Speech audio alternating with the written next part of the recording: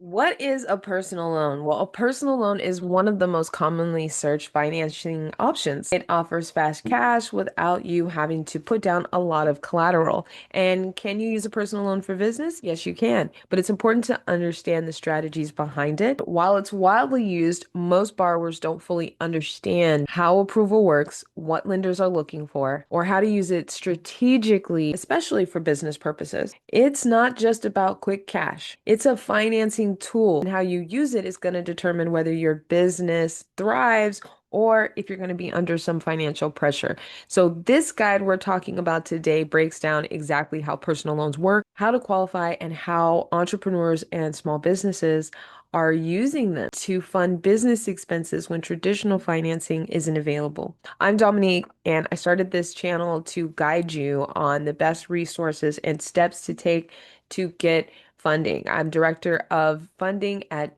GRA Money. I've been working at GRA Capital for almost 4 years now. We've funded millions, and it's really important that you understand the steps that it takes because I've also seen hundreds and hundreds and hundreds of businesses get declined for these very reasons. So it's all about the prep, and that's what I want to get into today. So if you find this information helpful, first thing I need you to do is hit that subscribe button so that I can continue to make more free courses and trainings just like this one. And if you guys need some help getting started, don't forget to grab all of the free guides in the links below.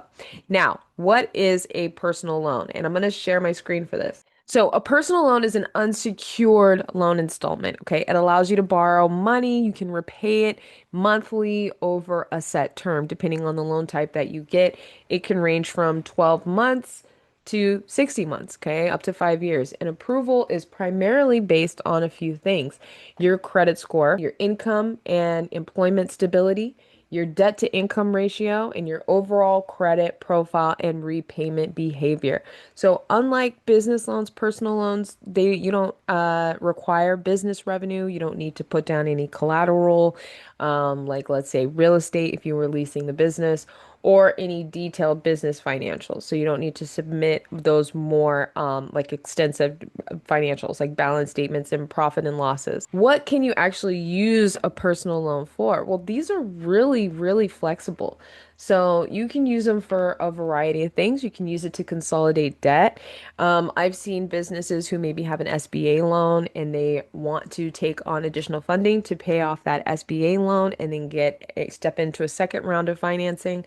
You can use it for personal debt consolidation if you have like credit cards, medical expenses as well, emergency costs, or any type of home improvements. Now, when we're talking about business, it's really important that you understand that if you're going to be looking into a personal loan for business, you got to think strategically, okay? I don't want you guys being like, oh, well, I needed a loan for my business, so I'm just going to go out and just do this and hope for the best. We don't want that, okay? Because I want you to understand what it can be used for. When you're first starting your business, it can be difficult. It can be a challenge. It requires a significant investment to just get things going. So typically, entrepreneurs will use these types of loans for things like startup costs. So when you're getting your LLC documents or your corporation documents filed, any type of licensing fees, any setup fees, things like that, that might be quite expensive. They'll use it for that. Any website development and branding, any marketing and paid ads. Remember, if you're going to do paid ads, make sure you have a targeted ad campaign so you're not just throwing money away. If you're going to do marketing, make sure that you're investing with a company that has proven track record. I know there's a lot of people that can overpromise and underdeliver, but there's a lot of really, really, really great marketing companies out there that will require a significant investment. I've invested $3,000 for a marketing program, $5,000 for a marketing program, and it was worth it. But I've also invested $2,000 in a marketing program that went nowhere. Just be advised. Equipment or software purchases, you can use funding for this as well. So maybe you're going to white label something and that would require an investment. Maybe it's a $10,000 investment to white label a program, but that $10,000 investment is going to generate you an additional 50, 60, 70 grand. Any type of initial inventory, so maybe you're working retail, something e-commerce, and you need to get that inventory so that you can turn around and make a profit. And then, of course, any type of cash flow gaps if you need some sort of bridge to get to the next stage. So lenders will issue funds personally. There's no restriction on, using the funds for business in most cases. However, the repayment, it's worth noting, is tied to your personal credit. So be advised about that, guys. Even though you're using it for a business loan, doesn't mean that it's not going to reflect on your personal. So, yes. Okay, I get asked this question a lot. Can you use a personal loan for business? And the answer is yes, you can. A personal loan can support your business in many stages. Might be where you are in the early stages and you don't have business credit. Business credit helps you out a ton. It doesn't take the place of traditional financing, but you can get alternative financing in the forms of like gas cards. You can get credit at a lot of different locations. And there's a ton, that's a whole nother lesson. But if you're not at that point yet, then this is a good way to step into the game. Second reason might be you need some fast access to capital. You need money right now. You need it fast. Maybe you've got a big deal coming, a big opportunity, and you need to capitalize on this before the window closes. Or the third thing, maybe you're bridging, right? This is what we talked about. Maybe you're bridging before you can qualify for business financing. Let's say maybe you're doing some bank financing. You actually qualify at a traditional bank to get loans, but it's taking forever. They're taking so long. They got to review your documents again. Then, then you've stepped into a new month. So now you've got to update with that monthly financial. So you still need funding during that time. So that's typically where you can get some type of loan to bridge that gap. Or you're investing in revenue generating activities. Remember that white label example? You're investing in something that's actually going to turn a profit. Or maybe you're investing in like a networking event or something like that where that this is an event that's actually going to turn a profit. You're putting on an event that is going to, have ticket sales or something. But I need you guys to remember this. This type of funding should not replace long-term business financing strategies like business credit lines, SBA loans, revenue-based financing. This is not a replacement for that. How do you get one of these? Okay, you need to have good credit. That's just the end all be all. And if you don't have good credit, there are some options out there for you, but you're going to be paying a higher interest rate. Like that's just the way it is. Okay, you're going to be your risk is higher. So the cost per capital is going to be much higher. But here's some tips. If you are looking at it, and let's say maybe you're on the fence with your credit, well, take a look.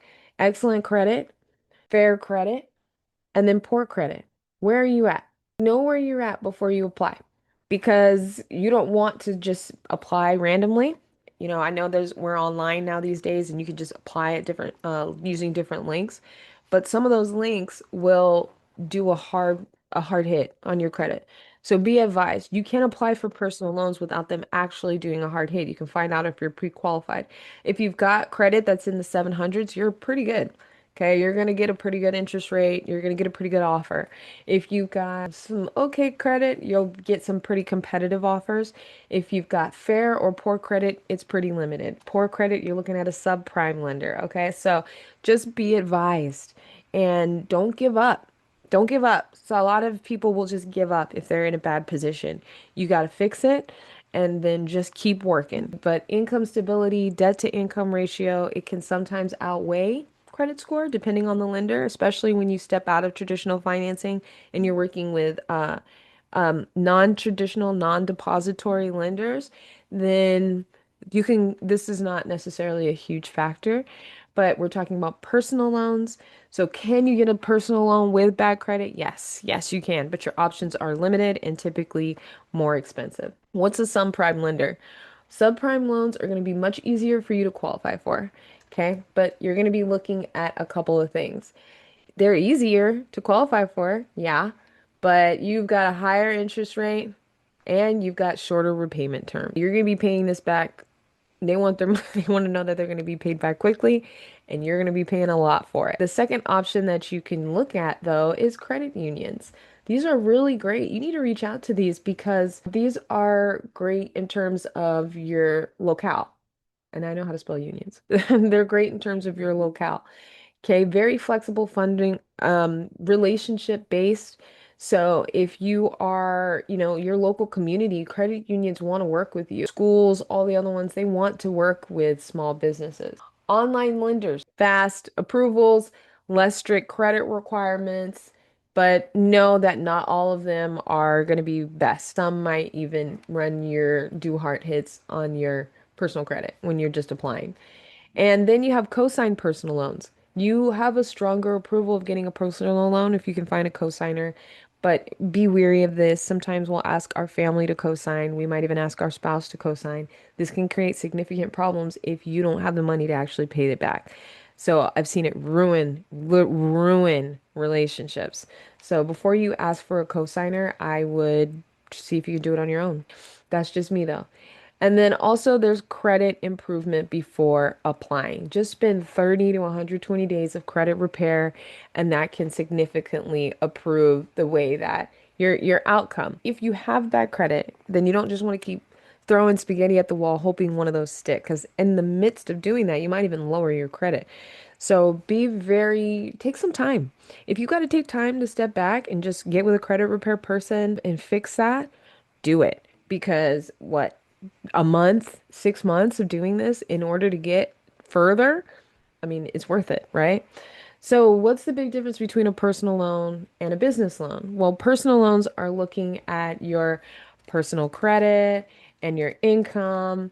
Collateral is not required. They're very fast. You can get it quick. They're very flexible in terms of your repayment, and it's really good for early stage or personal funding, right, you guys? Now, what's the difference between a business loan? Well, business loans, lenders, they want to look at your business revenue. And they're even going to look at your business credit, something called the SBSS score. So collateral is sometimes required. This could be inventory, this could be your retail location, this could be equipment, but some type of collateral that you're going to put down. This could even be your personal guarantee. Like you're going to put down collateral, okay? Speed. This is slower. Okay, you're going to be waiting quite a bit. You could be waiting a few weeks, maybe even months before you actually get funded. And your use of funds, very business specific. They want to know how the funds that they're going to give you is going to be used in your business. How are you going to use this to either turn things around or continue to expand? They want to be a part of the growth of your business, and they want to know that they're not investing into something that's basically a dead end. So it's really good for established businesses, okay? If you've been in business for quite a while, maybe you're even purchasing a business from somebody else, then this is a really good option to look into. My suggestion is just to make sure that you have your accountant prepare all of your paperwork. Let's talk about what you don't do with a personal loan. This is so important. What not to do. Okay, what not to do. I gotta make this big. What not to do with a personal loan. And you know what? Let's freaking bold this. Can I bold this?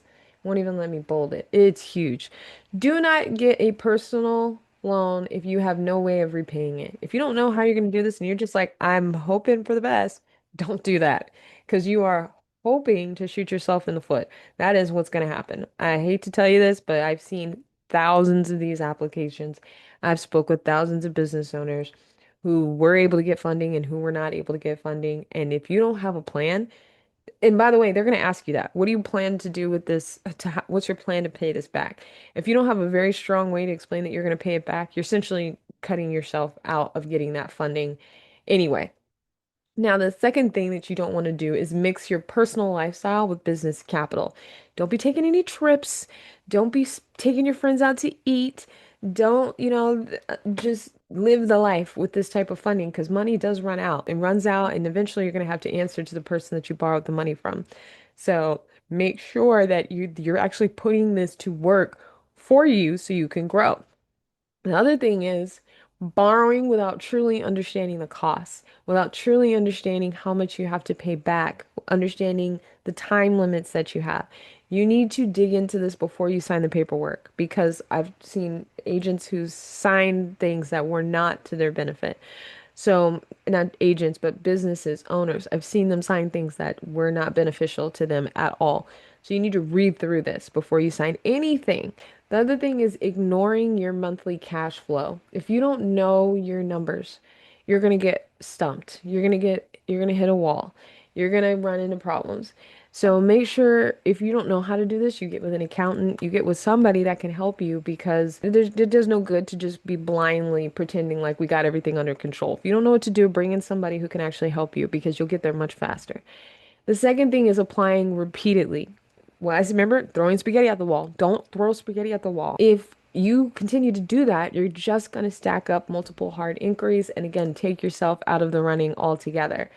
And then also just getting all of this funding and testing things out on different businesses and different, markets, and you don't even have proof that this is an actual business that can actually bring you some type of profit. Don't do that. We don't want you to get into a debt financial situation. Personal loans should always be treated as structured capital. Okay, not emotional money, not emotional money, structured capital. So, what the lenders are looking for, let's go into what they want to see. Lenders want to see very specific things. They're evaluating you. This is not just about your credit score. Credit score helps, but they're looking at a couple of things. They want to see your history of payment. Are you on time? Are you handling the other vendors well? Is your income consistent? Do you have a job? Have you been employed there for a while? Is your business stable? Do you have employees, right? If you don't have employees, how are you managing your day to day? What's your debt to income ratio?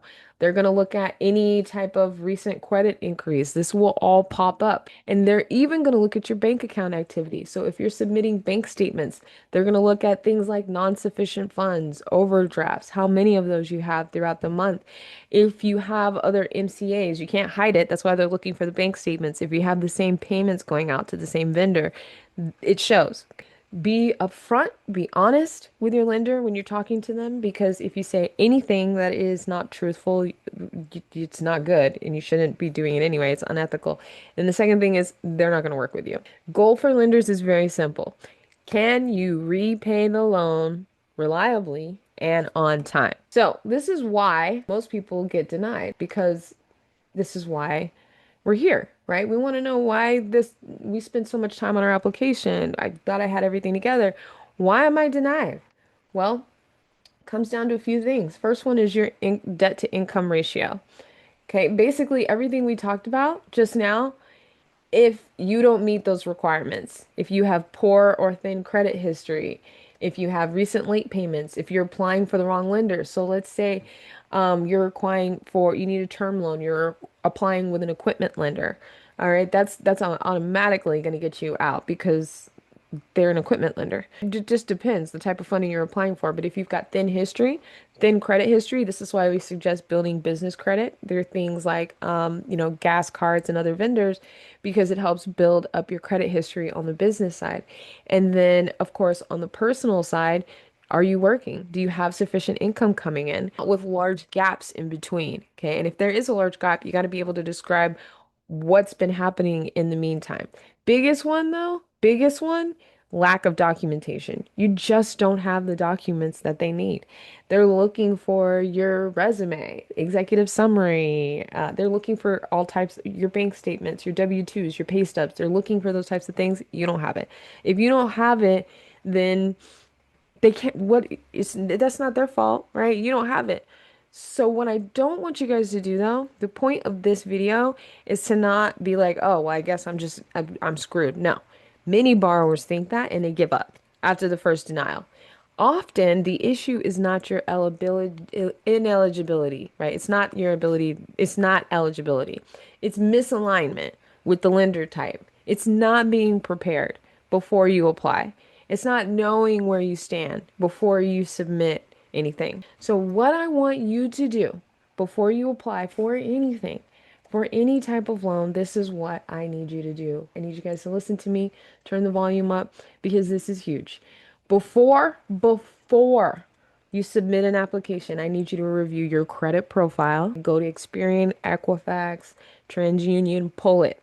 Take a look at it. Evaluate your monthly income and expenses. What's coming in? What's going out? What can you afford to pay back? Your repayment plan. Read those documents that you are about to sign. Make sure you're not signing your life away. Okay, the loan needs to be something that supports your growth, supports income, Or if you're in a tight situation, a distressing situation, crisis, the loan needs to show that by this receiving this funding, you're going to be able to turn this thing around. Whether you qualify for better funding options is going to depend entirely on you, how prepared you are, how strategic you get, because the strategic borrowers are not just applying, they are positioning themselves first. And that is exactly what I need you guys to do.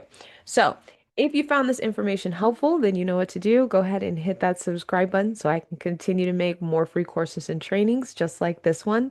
And if you want to get started, if you're ready, if you feel like you're in a good position, well, then go ahead and click the link below to get started, and one of our advisors will reach out.